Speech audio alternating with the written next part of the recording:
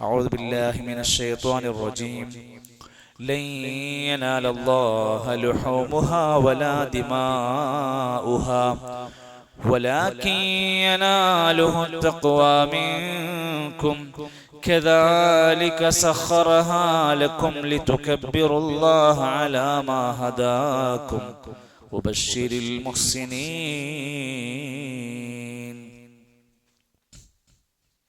നമുക്ക് കഴിഞ്ഞ ദിവസം നമ്മൾ ഏതോ ഒരു ആയത്ത് കംപ്ലീറ്റ് ഫുൾ വിശദീകരിച്ചിട്ടുണ്ട്. ആ ആയത്തൊന്ന് ഓതി നോക്കാം. അതായത് ആയത്ത് നമ്പർ 36 വൽ ബുദ്ന എന്നുള്ള ആയത്തൊന്നും കൂടി ഓതണം എല്ലാവരും. ചില ആൾക്കാർ വരാത്തവരൊക്കെ ഉണ്ടാവുമല്ലോ.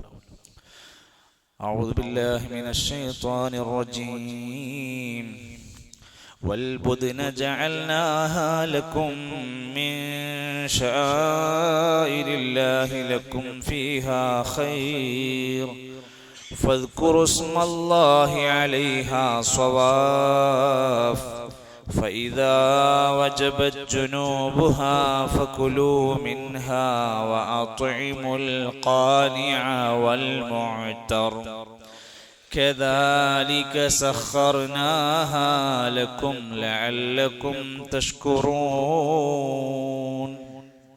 ബുദ്ധൻ എന്ന് പറഞ്ഞ ബലിമൃഗങ്ങൾ അള്ളാഹു നിങ്ങൾക്ക് നൽകിയിട്ടുള്ള ചിഹ്നങ്ങളാണ്. അതിൽ ഖൈറുണ്ട്. അള്ളാഹുവിൻ്റെ നാമം ഉച്ചരിക്കണം, അണിയണിയാക്കി നിർത്തണം. അതിനെ അറുത്തു കഴിഞ്ഞാൽ അതിൽ നിന്ന് പാവപ്പെട്ടവർക്ക്, കാനിയങ്ങൾക്കും മുഅ്തറുകൾക്ക്, ചോദിച്ചു വരുന്നവർക്കും അല്ലാത്തവർക്കും നിങ്ങൾ ഭക്ഷിപ്പിക്കണം, കൊടുക്കണം.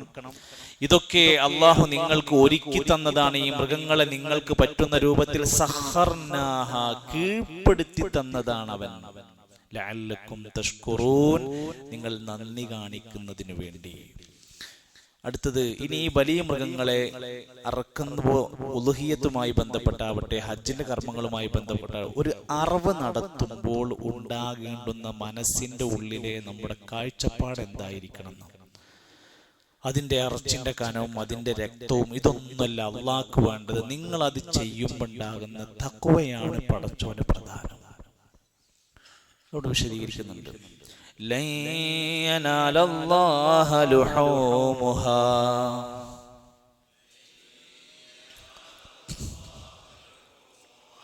ولا دماؤها لن ينال الله لحومها ولا دماؤها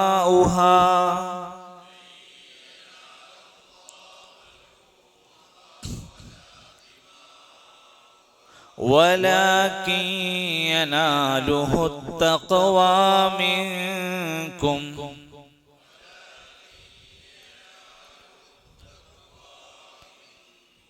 كذلك سخرها لكم لتكبروا الله على ما هداكم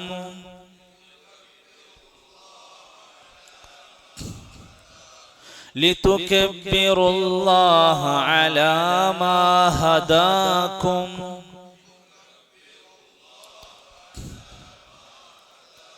وبشر المحسنين وبشر المحسنين. لن ينال الله لحومها ولا دماؤها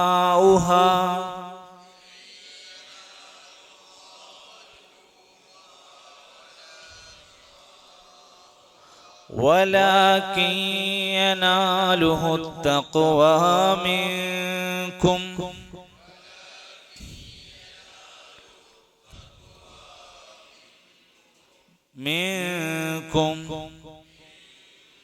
كذلك سخرها لكم لتكبروا الله على ما هداكم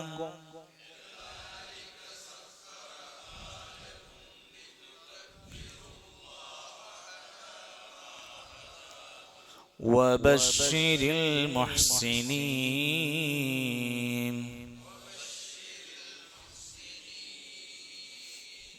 എൻ്റെ മുമ്പിലിരിക്കുന്നവർ മാത്രം നോക്കി, ഈസിയുടെ ഒരു മാത്രം.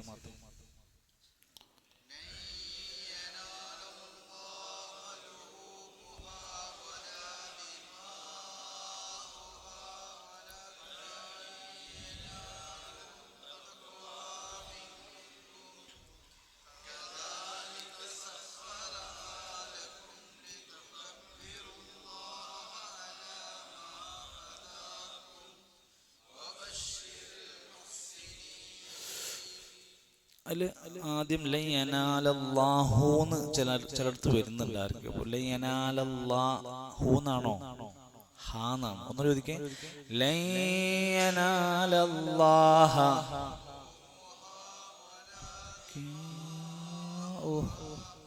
വലാകിൻ യനാലുഹു തഖ്വാ മിൻകും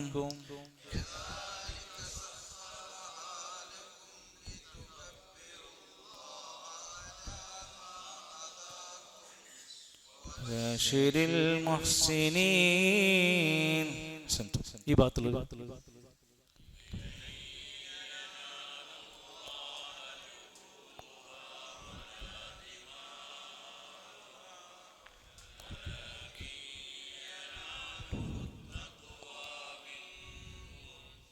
كذلك سخرناها كبر الله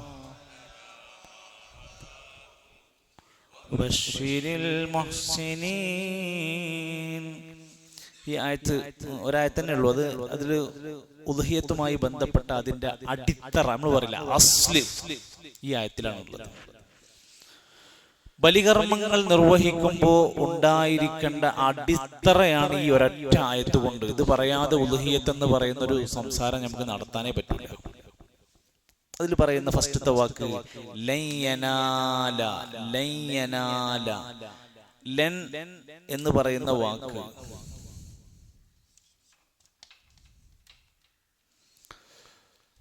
അൻ എന്ന വാക്ക്, കൈ എന്ന വാക്ക്, കൈ കയ്യല്ല അറബിത്തെ കൈ, ഇതൻ, ഈ 4 വാക്ക് കാണാതെ പഠിക്കണം. പറഞ്ഞേ അൻ ലൻ കൈ ഇതൻ. ഇതൊക്കെ അൻ ലൻ കൈ ഇതൻ. ഈ 4 വാക്ക് ഖുർആനിൽ എവിടെ വന്നാലും തൊട്ടടുത്ത വാക്ക് ലൻ യനാല, ലൻ തനാല, തനാലു എന്ന് പറയില്ല. പിന്നെ ലന്ന് വന്ന പിന്നെ അവസാനത്തെ അക്ഷരം ഫത്ഹ ആയിരിക്കണം. അൻ തഖറ, അൻ തഖറ, അവസാനത്തെ അക്ഷരം ഫത്ഹ ആയിരിക്കും. ഖൈ തുഖരിഅ,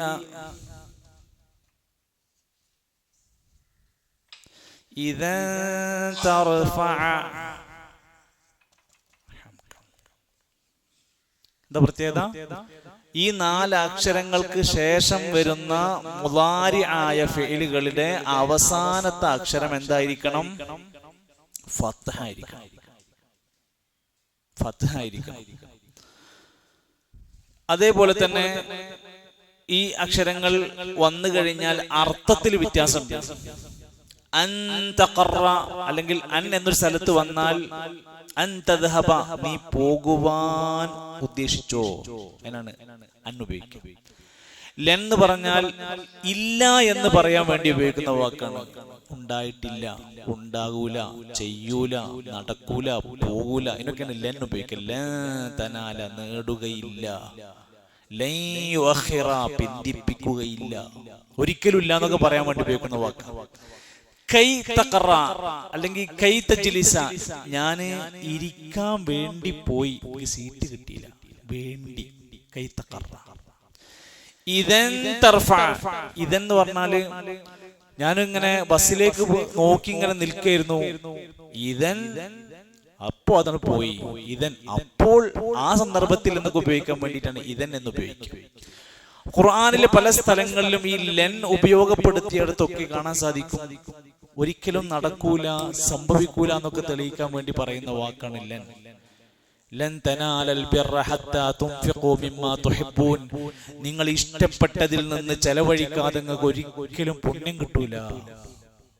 അതേപോലത്തെ ഒരു വാക്കാണ് ലൻ യനാല, നേടുകയില്ല. അല്ലാഹുവിന് ലുഹൂമുഹാ, ബലി അറുക്കുന്ന മൃഗത്തിന്റെ ലുഹൂമ്. ലുഹൂമ് ലഹ്മ് പറഞ്ഞാല് ലഹ്മ്, ഇറച്ചി, മാംസം, അതിന്റെ ബഹുവചനമാണ് ലുഹൂമ്. അടുത്തെന്താ? ദിമാഉഹാ, ദിമാ രക്തം. അപ്പോ കൂടുതൽ രക്തം ഉണ്ടാകുമ്പോ ദിമാ എന്ന് പറയും, കുറച്ച് രക്തമാകുമ്പോ അതിന് രക്തം എന്നർത്ഥം മാത്രം വരുമ്പോ ദം. ദം ദം എന്ന് പറയും. ദം കണ്ണീര്, കണ്ണീര്. അതിന് ദിമാ കണ്ണീരുകൾ. ദുമൂ അല്ലെങ്കിൽ ദമഅ് എന്ന് ഉപയോഗിക്കും. ദമഅ് ദിമാഗ്. ഓർക്ക് തീരെ ദിമാഗ് ഇല്ല എന്നറിയാം, തലച്ചോറില്ല എന്നൊക്കെ പറയുമ്പോൾ ഉപയോഗിക്കുന്ന വാക്ക് ദിമാഗ്. തീരെ തലല്ല, തീരെ ബുദ്ധി ഇല്ലാത്തവനാണെന്നൊക്കെ പറയുമ്പോൾ ദിമാഗ് എന്ന് ഉപയോഗിക്കും. ലഹ്മ് എത്തൂല, ദമ് എത്തൂല. എന്താ ലഹ്മും ദമും? ഒരു ബലിമൃഗത്തിന്റെ പ്രധാനപ്പെട്ട രണ്ട് സാധനമാണ് അതിന്റെ മാംസവും അതിന്റെ ഇറച്ചിയും അതിന്റെ രക്തവും. അത് പ്രാധാന്യമുണ്ട്. എന്നാൽ അതിന്റെ കനം കൂടിയ ഇറച്ചിയുടെ കിണ്ടലുകളല്ല അള്ളാഹുവിലേക്ക് എത്തുന്നത്. അള്ളാഹുവിലേക്ക് എത്തുന്നത് അതല്ല. വലാ ദിമാഉഹ, അതിന്റെ ഒഴുക്കിയ രക്തമല്ല. ഇതൊന്നല്ല അള്ളാഹുവിലേക്ക് എത്തുന്നത്. വലാകിൻ, പക്ഷേ യനാലുഹു, അവനിലേക്ക് എത്തുന്നത്, അവനിലേക്ക് നേടിയെടുക്കുന്നത് അത്തഖ്വാ മിൻകും, നിങ്ങളിൽ നിന്ന് അത് അറിവ് നടത്തുമ്പോൾ നിങ്ങളുടെ മനസ്സിലുണ്ടാകുന്ന തഖ്വയായിരിക്കും അള്ളാന്റെ അടുത്തേക്ക് എത്തുക. അപ്പൊ ഒരു മനുഷ്യൻ ഉദ്ഹിയത്ത് ചേരുമ്പോ അയാളുടെ മനസ്സിന്റെ തഖ്വ എന്തായിരിക്കോ അതായിരിക്കും അയാളുടെ പ്രതിഫലം തീരുമാനിക്കുന്നത്. ഈ ഇബ്നു കസീർ റഹ്മത്തുള്ളാഹി അലൈഹി പറയാണ്, ഈ മനുഷ്യൻ ഇന്നമാ ശറഅ ലക്കും നഹർ ഹാദിഹിൽ ഹദായ വല്ലഹായ, ഉദ്ഹിയത്താവട്ടെ ഹദിയകളാവട്ടെ മാംസം അല്ലെങ്കിൽ ഒരു മൃഗത്തെ അറുക്കുക എന്നത് അല്ലാഹു ശറഇൽ തന്നതാണ്. ഇത് മതനിയമമാണ്. അതില് ആദ്യം ചെയ്യേണ്ട പണി അതിനെ അറക്കുമ്പോ അള്ളാനെ ഓർത്തിട്ട് അറക്കണം.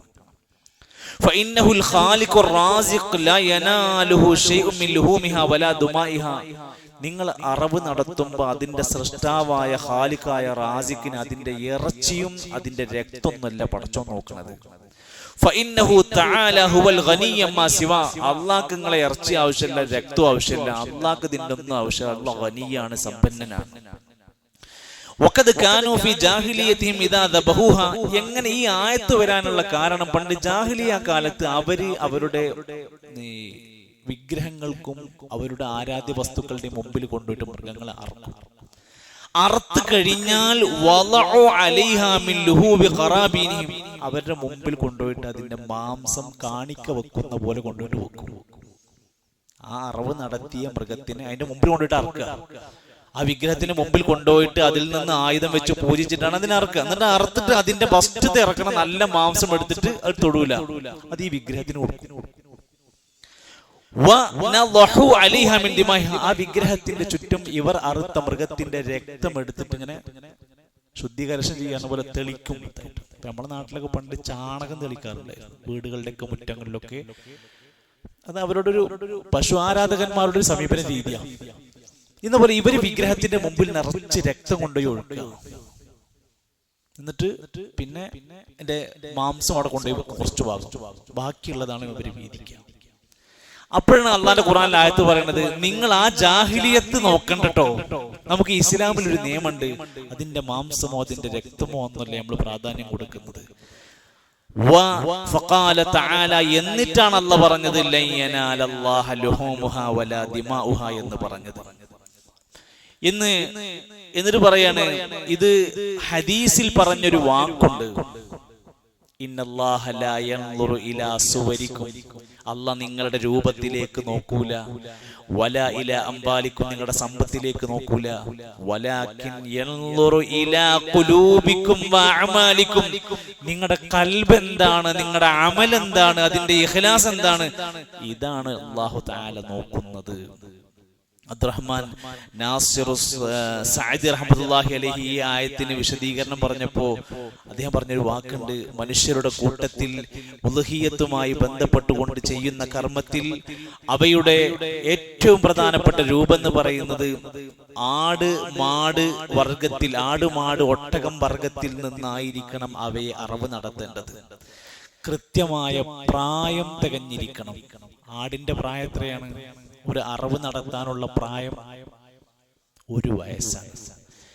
ചില പണ്ഡിതന്മാർ പറഞ്ഞത് മുസിന്ന എന്ന പ്രായത്തിനെ കുറിച്ച് പറയുന്നത് അതിന്റെ ജനിച്ചു വീഴുമ്പോണ്ടാകുന്ന ആ പല്ല് പോയിട്ട് ശക്തമായ പല്ല് വരുന്ന സിന്ന് എന്ന് വാക്കുണ്ട്. സിന്ന് ശക്തമായ പുല്ല് കടിച്ചു പൊട്ടിച്ച് തിന്നാനുള്ള പല്ലുകൾ എത്തിയ പ്രായമായ, അതിനാണ് 1 വർഷം എന്ന് കണക്ക് പറയുന്നത്. മാടാണെങ്കിലോ, മാട്, പോത്ത്, എരുമ, കാളയാണെങ്കിൽ ചുരുങ്ങിയത് 2 വയസ്സാണ് അവയെ അറക്കാനുള്ള നിബന്ധന. ഒട്ടകാണെങ്കിലോ, ഇനിയിപ്പോ കാലങ്ങൾ മാറി നിങ്ങൾക്ക് ഒട്ടകം അറക്കണം എന്ന് തോന്നുകയാണെങ്കിൽ വയസ്സറിയണ്ടേ? അന്ന് ഖതീബ് വേറെ ആളേക്കും, അപ്പൊ ഫത്വ ചോദിക്കാൻ സമയം കിട്ടൂല. 5 വയസ്സില്ലാത്തതിനെ കൊല്ലാൻ പാടില്ല. ഒട്ടകത്തിന് 5 വയസ്സ്. അപ്പൊ വയസ്സ് പാലിക്കണം ഉദ്ഹിയത്ത് അറക്കുമ്പോൾ. മൃഗത്തിന്, ഉദ്ഹിയത്തിന് മാത്രമല്ല, ഈ ഒരു നിബന്ധന അഖീഖയിലും മറ്റൊക്കെ പറയുന്നതായിട്ട് നമുക്ക് കാണാൻ സാധിക്കും. അതുപോലെ തന്നെ ആ പ്രായം പരിഗണിച്ചും അതിന്റെ കൃത്യമായ ആരോഗ്യസ്ഥിതിയും പരിഗണിച്ചുകൊണ്ട്, ഞാൻ നേരത്തെ പറഞ്ഞിട്ടുണ്ട്, നമ്മൾ വിശദീകരിച്ച് വൈകല്യങ്ങൾ, പോരായ്മകൾ, രോഗങ്ങളൊക്കെ ഇങ്ങനെ തെളിഞ്ഞു കാണുന്ന പോരായ്മകൾ അതിനൊന്നും പരമാവധി ഉപയോഗപ്പെടുത്താതിരിക്കുകയാണ് നമ്മൾ വേണ്ടത്. പിന്നീട് തന്റെ ശറഈയായ നിലക്ക് അനുമതി ലഭിക്കപ്പെട്ടതായിരിക്കണം. നമ്മൾ കൊണ്ടുവന്നു, നമ്മൾ നേരത്തെ പറഞ്ഞ അപ്പുറത്തെ മഹലിൽ നിന്ന് ഒന്ന് മോഷ്ടിച്ചു കൊണ്ടുവന്നിട്ട് ഇവിടെ കൊണ്ട് ഇറക്കാൻ പറ്റൂല. അത് ഏതായാലും ഇപ്പൊ ആ മഹലിൽ ഇറക്കാൻ വെച്ചല്ലേ, ഇപ്പൊ എന്തപ്പോ ഞമ്മ കൊണ്ട് എന്തായാലും ഞമ്മളും ഇറക്കുന്നില്ല. മോഷ്ടിച്ചത് പറ്റൂല, തട്ടിയെടുത്തത് പറ്റൂല, അന്യായമായി കൈവശപ്പെടുത്തിയത് പറ്റൂല, വേറെ ഒരാളുടെ അനുവാദമില്ലാത്ത സമ്പത്ത് എടുത്ത് കൊണ്ടുപോകാൻ പറ്റൂല, അങ്ങനെ നടത്താൻ പറ്റൂല. ഉലമാക്കന്മാർ ചോദിച്ചു, ഞങ്ങൾക്ക് പൈസ അല്ലെങ്കിൽ കടം മേടിച്ചിട്ട് ഉദ്ഹിയത്ത് അറക്കാൻ പറ്റുമെന്ന് ചോദിച്ചു. പണ്ഡിതന്മാർ പറഞ്ഞു, കൊടുത്തു വീട്ടാൻ കഴിയുമെന്ന ഒരു കപ്പാസിറ്റി ഉള്ള ഒരു മനുഷ്യനാണെങ്കിൽ അയാൾ കടം മേടിച്ചിട്ടാണെങ്കിലും ഉദ്ഹിയത്തിൽ പങ്കുചേരുന്നതിൽ തെറ്റില്ല. എന്നാലും ആ പ്രതിഫലം അയാൾക്ക് കിട്ടും, നല്ലതാണ് എന്ന് പറഞ്ഞിട്ടുണ്ട്. ആ സമയത്ത് അത് നടക്കുള്ളൂ. എന്തുകൊണ്ടാണ്? സമയം പരിഗണിക്കണം. ഉദ്ഹിയത്ത് നമസ്കാരത്തിന് ശേഷമായിരിക്കണം എന്ന് പ്രത്യേകമായിട്ട് പറഞ്ഞിട്ടുണ്ട്. മറ്റൊന്ന്, സ്ത്രീക്കും പുരുഷനും ഉദ്ഹിയത്തിൽ പങ്കുചേരാം. ചില നാടുകളിലൊക്കെ, ഇപ്പൊ നമ്മുടെ നാട്ടിലുണ്ടോ എന്ന് എനിക്കറിയില്ല, നിങ്ങളെ ലിസ്റ്റ് ഞാൻ വായിച്ചിട്ടില്ല. ചില മഹല്ലുകളിൽ പുരുഷന്മാർ മാത്രമായിരിക്കും ഉദ്ഹിയത്തിന്റെ ലിസ്റ്റിൽ ഉണ്ടാവുക. ഉദാഹരണത്തിന് നമ്മളെ ഉമ്മാക്ക് ഉദ്ഹിയത്തിൽ ചേരണമെന്ന് ആഗ്രഹമുണ്ട്, അപ്പൊ ഉമ്മാന്റെ പേരാ കൊടുക്കണ്ട്. നമ്മളെ പെങ്ങൾക്ക് പൈസ ഉണ്ട്, നല്ല അത്യാവശ്യം കുഴപ്പമില്ലാത്ത വരുമാനവും കാര്യങ്ങളും, ഭർത്താവും നല്ല പൈസ അയക്കുന്നുണ്ട്, ഉള്ള പേരിലാണ് ഉദ്ഹിയത്ത് കൊടുക്കേണ്ട. ഒരു ഷെയർ കൂടുന്നതിനേക്കാൾ അഫ്ളൽ ഒരു വ്യക്തി സ്വന്തമായി ഒന്നിനെ അറവ് നടത്തലാണ്. എന്ന് പറഞ്ഞാൽ ഒരു ചെറിയ ആടിനെ അറക്കലാണ് ഒരു വലിയ പോത്തിൽ ഷെയർ കൂടുന്നതിനേക്കാൾ നല്ലത്. അപ്പൊ അതുകൊണ്ട് ചില ആൾക്കാർ എന്ത് ചെയ്യും, സ്വന്തമായിട്ട് അറിവ് നടത്താൻ പറ്റൂല, അതുകൊണ്ട് ഞാൻ ഒന്നിനുമില്ല എന്ന് പറഞ്ഞ് ഷെയറും പോകാതിരിക്കണ്ട. ഏതെങ്കിലും ഒന്നിൽ അയാൾ ഉണ്ടാവലാണ് അഫ്ളൽ. തനിക്കും തന്റെ കുടുംബത്തിനും അത് മതിയായതാണ് എന്നാ പറഞ്ഞിരിക്കുന്നത്. അതുകൊണ്ട് ഈ സമയത്ത് അബ്ദുറഹ്മാൻ നാസിർ സാദി റഹ്മത്തുള്ളാഹി അലൈഹി പറഞ്ഞ ആ വാക്കുകൾ കാണാൻ സാധിക്കും. മനുഷ്യരിൽ അറിവ് നടത്തുമ്പോൾ ചിലർ ആദത്തനുസരിച്ചായി മാറാൻ പാടില്ല. എല്ലാവരും അറക്കണുണ്ട്, ഞാനും ഒന്ന് അറക്കണം, അങ്ങനെ ആവരുത്. സമഅത്തിനും റിയായിനും വേണ്ടി ആകരുത്. ഞാൻ ഒരു ഭയങ്കര അറിവ് നടത്തുന്ന ഒരാളാണ്, ഞാൻ എല്ലാ കൊല്ലത്തും ചെയ്യുന്ന ഒരാളാണെന്നൊക്കെ അങ്ങനെ ഒന്ന് തോന്നിപ്പിക്കാൻ വേണ്ടി ആവരുത്. فإن شئت فبع وإن شئت فأمسك وإن شئت فتصدق. ആമിർ ശഅബി റളിയല്ലാഹു അൻഹുവിനോട് ചോദിക്കുന്നുണ്ട്, ഉദ്ഹിയത്തിന്റെ തോല്, അതിന്റെ മൃഗത്തിന്റെ തോൽ എന്താ ചെയ്യാന്ന് ചോദിച്ചപ്പോ അവിടുന്ന് പറഞ്ഞ മറുപടി, ഇൻ ശിഅത ഫബി, വേണമെങ്കിൽ നിനക്കത് വിൽക്കാം, വിറ്റിട്ട് അതിന്റെ പൈസ ഉപയോഗപ്പെടുത്തും. വൈൻ ശിഅത ഫഅംസിക്, വേണ്ട നിനക്ക് എന്തെങ്കിലും ആവശ്യത്തിനത് സൂക്ഷിച്ചു വെക്കണമെങ്കിൽ വേണമെങ്കിൽ സൂക്ഷിച്ചു വെക്കാം. വൈൻ ശിഅത ഫതസദ്ദഖ്, നിനക്ക് പറ്റുമെങ്കിൽ സ്വതക്ക ചെയ്യാൻ അതിന്റെ സമ്പത്ത് എങ്കിൽ അത് സ്വതക്ക ചെയ്യലാണ് അഫ്ളൽ.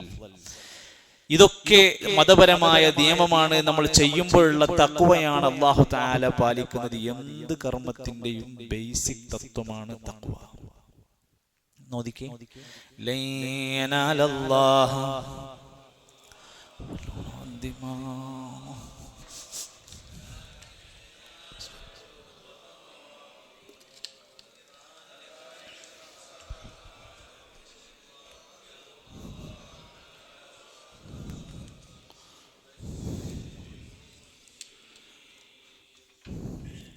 ഏത് കർമ്മത്തിന്റെയും അടിത്തറ പറയുന്നിടത്ത് കാണാൻ സാധിക്കുന്ന വാക്കുകളാണ് നിയ്യത്ത്, ഇഖ്ലാസ്, തഖ്വ.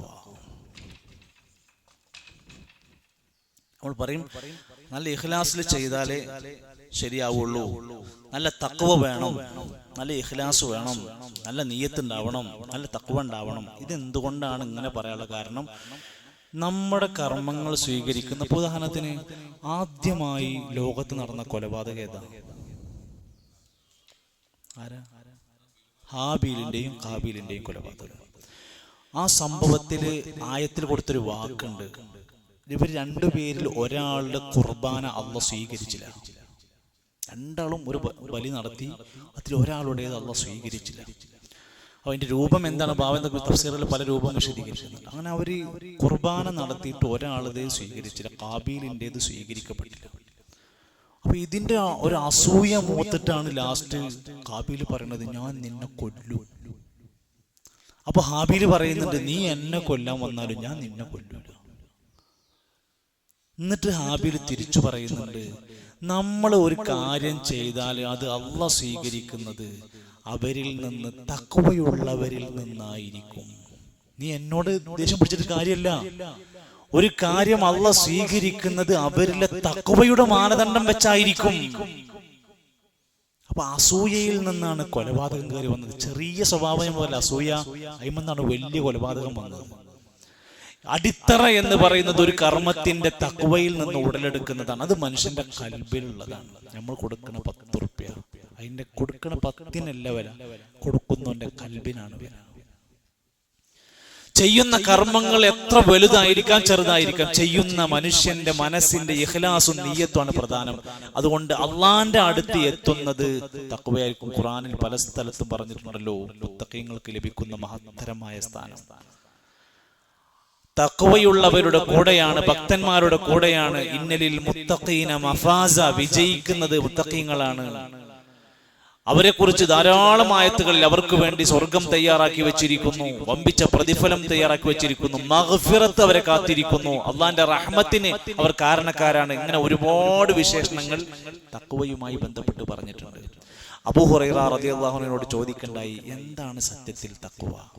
അദ്ദേഹം പറഞ്ഞു, ഒരു മുള്ള് നിറഞ്ഞ, കല്ല് നിറഞ്ഞ ഒരു വഴിയിലൂടെ നടന്നു പോകുമ്പോൾ ആ കല്ലും മുള്ളും നമ്മുടെ ശരീരത്തിൽ കാലിൽ തട്ടി രക്തം വരാതിരിക്കാൻ നമ്മൾ ശ്രദ്ധിക്കുന്ന സൂക്ഷ്മതക്ക് പറയുന്ന പേരാണ് തഖ്വ.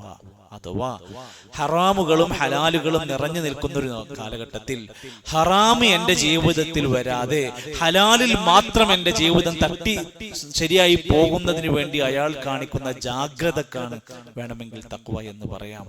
അള്ളാഹിനെ കുറിച്ചുള്ള ഭയം എന്ന് പറയാം, ഹറാമിൽ നിന്ന് മാറി നിൽക്കാനുള്ള കരുത്ത് എന്ന് പറയാം, ഈമാനികമായി സൽക്കർമ്മം ചെയ്യാനുള്ള ആവേശത്തിന് തഖ്വ എന്ന് പറയാം. ഇത് കുറഞ്ഞോണ്ടിരിക്കും, കൂടിക്കൊണ്ടിരിക്കും. നിങ്ങൾ ഒരാഴ്ച 2 ആഴ്ച ക്ലാസ്സിന് വന്നില്ലെങ്കിൽ നമ്മൾ തന്നെ ശ്രദ്ധിച്ചു നോക്കിയാൽ എന്തൊരു സുഖമില്ല. ഒരു വെള്ളിയാഴ്ച ജുമുഅ നഷ്ടപ്പെട്ടാൽ ഒരു ഈമാനുള്ള മനുഷ്യനാണെങ്കിൽ അയാൾക്ക് ഇങ്ങനെ ഒരു കുത്ത് ഇങ്ങനെ വന്നുകൊണ്ടിരിക്കും. ഒന്നല്ല യാത്ര കൊണ്ടായിരിക്കും ചിലപ്പോൾ, എന്നാലും അത് പോകാത്തിനൊരു ബേജാറുണ്ടാവും. ഒരു ദിവസം ഖുർആൻ ഓതിയിട്ടില്ലെങ്കിൽ മനസ്സിലൊരു വേദന, ഒരു ചെറിയൊരു ടെൻഷൻ വരുന്നുണ്ട്, അയാളുടെ തഖ്വന്റെ അടയാളാണ്.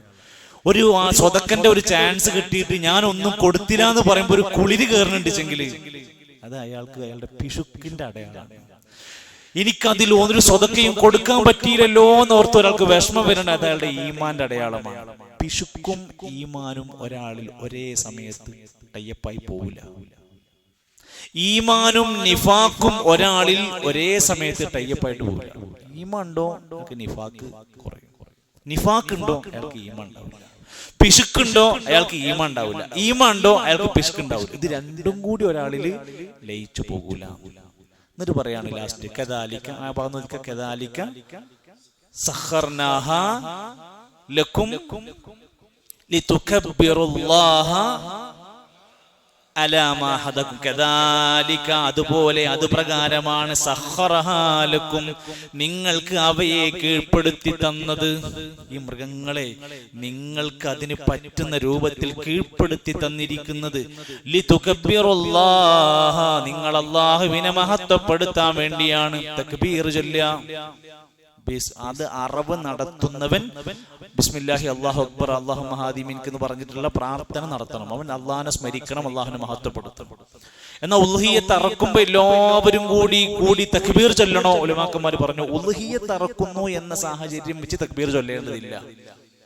രണ്ടാമത്തെ ഖൗല് ആ വിഷയത്തിൽ കാണാൻ സാധിക്കും. ഫത്വകളിൽ ഇമാം നബവി റഹ്മത്തുള്ളാഹി അലൈഹി പറയുന്നുണ്ട്, അയ്യാമു തശ്രീഖിലായിരിക്കും അറവ് നടക്കുക. ആ 4 ദിവസത്തിന്റെ ഉള്ളിലാണ് അറവ് നടക്കുക. അപ്പൊ അത് തക്ബീർ ചൊല്ലേണ്ട ദിവസങ്ങളാണ്. അപ്പൊ ഒരാൾ ഇങ്ങനെ എപ്പോഴും ഇങ്ങനെ അതിന്റെ ഇടയിൽ കൂടെ ഇങ്ങനെ തക്ബീർ ചൊല്ലുന്ന സമയത്ത് അവിടെ ഉൽഹിയ്യത്ത് നടക്കുന്നുണ്ട്, അപ്പോഴും അവരിങ്ങനെ തക്ബീർ ഇങ്ങനെ ആവർത്തിച്ചോണ്ട്, അതുകൊണ്ട് കുഴപ്പമില്ല. ഉൽഹിയ്യത്ത് സ്റ്റാർട്ട് ചെയ്യുമ്പോൾ ഒരു തക്ബീർ ചൊല്ലുക, ഉൽഹിയ്യത്ത് അങ്ങോട്ട് ആ അറവാണ് കഴിഞ്ഞ തക്ബീർ സ്റ്റോപ്പ് ചെയ്യുക, അങ്ങനെ സമ്പ്രദായം ഇല്ല എന്നത്, അത് ആവശ്യമില്ല എന്നർത്ഥം. അള്ളാഹുവിനെ മഹത്വപ്പെടുത്തണം, അള്ളാഹുവിനെ മഹത്വപ്പെടുത്തുക. അലാമാ ഹദാക്കും, അവൻ നിങ്ങൾക്ക് സന്മാർഗം തന്നതിന് വേണ്ടി. അള്ളാഹു തന്ന്, അള്ളാഹ് ഹിദായത്ത് നൽകി, അള്ളാഹിന്റെ മതത്തിലെത്തി മുസ്ലിമായി ജീവിക്കാൻ കഴിഞ്ഞ്, മുസ്ലിമായി അനുഷ്ഠിക്കാൻ കഴിഞ്ഞ്, മുസ്ലിം എന്ന ക്രെഡിറ്റിലേക്ക് അള്ളാഹിന്റെ ഖുർആനിന്റെ ആളായി മാറാൻ കഴിഞ്ഞതിൽ അള്ളാഹുവിനെ നന്നായിട്ട് മഹത്വപ്പെടുത്തേണ്ടവരാണ്. നമുക്ക് ചിന്തിച്ചു നോക്കേണ്ടത് അങ്ങനെ ഉണ്ടാവും.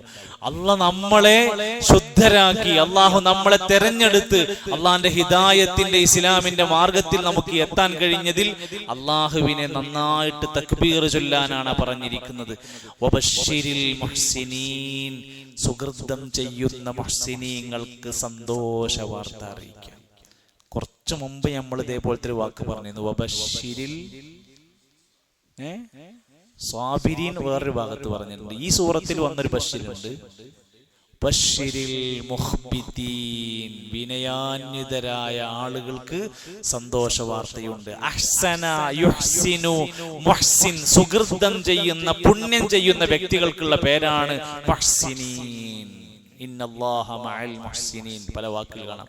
വല്ലാഹു യുഹിബ്ബുൽ മുഹ്സിനീൻ. അഹ്സൻ, ഇഹ്സാൻ ഒക്കെ ഇതിൽ നിന്ന് വാക്ക. സുകൃതം ചെയ്യുന്ന, പുണ്യം ചെയ്യുന്ന, ധാരാളം സൽക്കർമ്മം ചെയ്യുന്നവർക്ക് പറയുന്ന പേരാണ് മുഹ്സിൻ, മുഹ്സിനീൻ എന്ന് പറയുന്നത്. എന്നിരുന്നാലും ഈ ഉളുഹിയത്തുമായി ബന്ധപ്പെട്ടുള്ള ഏതൊരു പരാമർശത്തിലും നമുക്ക് കാണാൻ പറ്റുന്ന ഹദീസിൽ കാണാൻ സാധിക്കും, വമൻ വജദ സഅതൻ, ഒരാൾക്ക് കഴിവുണ്ടായിട്ട് ഫലം യുളഹ്, ഉളുഹിയത്ത് അറവില്ലയാൾ പങ്കെടുത്തില്ലെങ്കിൽ ഫലാ യഖ്റുബന്ന മുസല്ലാന, അവൻ നമ്മുടെ പെരുന്നാൾ നമസ്കാര സ്ഥലത്ത് വരാതിരിക്കട്ടെ എന്ന് പറഞ്ഞാൽ അതിന്റെ അർത്ഥം അത്രയും ഒരു ഫർള് പോലെ, സുന്നത്തായി പഠിപ്പിച്ചെങ്കിലും ഫർള് പോലെ പ്രതിഫലം പറഞ്ഞ ഒരു ശ്രേഷ്ഠമായ കാര്യമാണ് എന്ന ഓർമ്മപ്പെടുത്തൽ ഇതിലുണ്ടാവണം. നേരത്തെ ഒരുങ്ങണം, മൃഗത്തിനെ നേരത്തെ മേടിച്ച് അതിനോടൊരു സ്നേഹവും അനുകമ്പയൊക്കെ കാണിച്ചു വളർത്തി അതിനെ കയ്യിൽ നിന്ന് കൊടുക്കരുതേന്ന് തോന്നുന്ന സമയത്ത് കൊണ്ടുപോയിട്ട് ഉളുഹിയത്ത് അറക്കാൻ നമുക്ക് കഴിയണം. അപ്പൊ നമുക്കൊരു വികാരം വരും, അപ്പോൾ ഒരു ചിന്ത വരും, അപ്പൊ നമ്മുടെ മനസ്സൊന്ന് അലിവ് ശരിയായി വരും. ഒരു അറിവ് കൊണ്ട് ഇബ്രാഹിം നബി അലൈഹി ഇസ്ലാമിന്റെ മകൻ ഇസ്മായിൽ നബി അലൈഹി ഇസ്ലാമിന്റെ ചരിത്രം മുതലാണ് അതിന്റെ തുടക്കമെങ്കിൽ അതിന്റെ ഒരു ബാക്കി പത്രമാണ് നമ്മൾ നമ്മുടെ മൃഗത്തിനോട് നല്ല സ്നേഹം കാണിച്ച് നമ്മുടെ മനസ്സ് അതിനോട് ഇങ്ങനെ ഇണങ്ങി വന്ന് നിൽക്കുന്ന സമയത്ത് ഉളുഹിയത്തിന് അറക്കാനുള്ള കഴിവുണ്ടാവുക എന്നാണ് അതിലേറ്റവും അഫ്ളലായ അദബ് എന്ന് പഠിപ്പിക്കുന്നുണ്ട്. അല്ലാഹു സുബ്ഹാനഹു വ തആല ഇസ്ലാമിന്റെ സൽക്കർമ്മങ്ങളെ പഠിച്ച് മനസ്സിലാക്കി അതിന്റെ യഥാർത്ഥ കാമ്പ് ഉൾക്കൊണ്ടുകൊണ്ട് പ്രവർത്തിക്കാൻ നമുക്കെല്ലാം അല്ലാഹു തൗഫീഖ് പ്രദാനം ചെയ്യുമാറാകട്ടെ. നമ്മുടെ തെറ്റുകുറ്റങ്ങൾ പോരായ്മകൾ അല്ലാഹു തആല പുറത്തു മാപ്പ് നൽകുമാറാകട്ടെ. രോഗികളായ ഒരുപാട് സഹോദരങ്ങളുണ്ട്, അല്ലാഹു അവർക്കെല്ലാം പൂർണ്ണമായ ശിഫ നൽകുമാറാകട്ടെ. നമ്മുടെ ഷഫീഖ് സാഹിബിന്റെ, അനി സാഹിബിന്റെ മാതാവ് സർജറി കഴിഞ്ഞ് വീട്ടിൽ വിശ്രമത്തിലാണ്. അല്ലാഹു അവർക്ക് ഏറ്റവും വേഗത്തിൽ പൂർണ്ണമായ ഷിഫാവിന് ആജിൽ നൽകി ആരോഗ്യസ്ഥിതിയിലേക്ക് തിരിച്ചു വരാനുള്ള ഭാഗ്യം നൽകുമാറാകട്ടെ. നമ്മുടെ പ്രായമായ പലരും, ക്ലാസ്സിലൊക്കെ വന്നിരുന്ന പലരും രോഗികളായി വീടുകളിൽ ഡയാലിസിസ് ഒക്കെ ചെയ്തുകൊണ്ടിരിക്കുന്നവരുണ്ട്. അല്ലാഹു വേഗത്തിൽ അവർക്ക് ശിഫയും ആശ്വാസവും സമാധാനവും നൽകി അനുഗ്രഹിക്കുമാറാകട്ടെ. മരണപ്പെട്ടു പോയ നമ്മുടെ പ്രിയപ്പെട്ടവർക്കെല്ലാം അല്ലാഹു മഗ്ഫിറത്തും റഹ്മത്തും നൽകുമാറാകട്ടെ. ഈ ഒരു പള്ളിയുടെ, ഈ ഒരു പ്രവർത്തനങ്ങളുടെ പിന്നിൽ നിന്ന് നയിക്കുന്ന എല്ലാവർക്കും അല്ലാഹു തക്കതായ ത്വാഖത്തും ആഫിയത്തും ദീർഘായുസ്സും പ്രദാനം ചെയ്യുമാറാകട്ടെ. റബ്ബനാ തഖബ്ബൽ മിന്നാ ഇന്നക അൻതസ് സമീഉൽ അലീം വതുബ് അലൈനാ ഇന്നക അൻതത് തവ്വാബുർ റഹീം. റബ്ബനാ തവഫനാ മുസ്ലിമീന വഅൽഹിഖ്നാ ബിസ്സാലിഹീൻ വസല്ലല്ലാഹു على نبينا محمد والحمد لله رب العالمين. سبحانك اللهم وبحمدك أشهد أن لا إله إلا أنت أستغفرك وأتوب إليك. السلام عليكم ورحمة الله.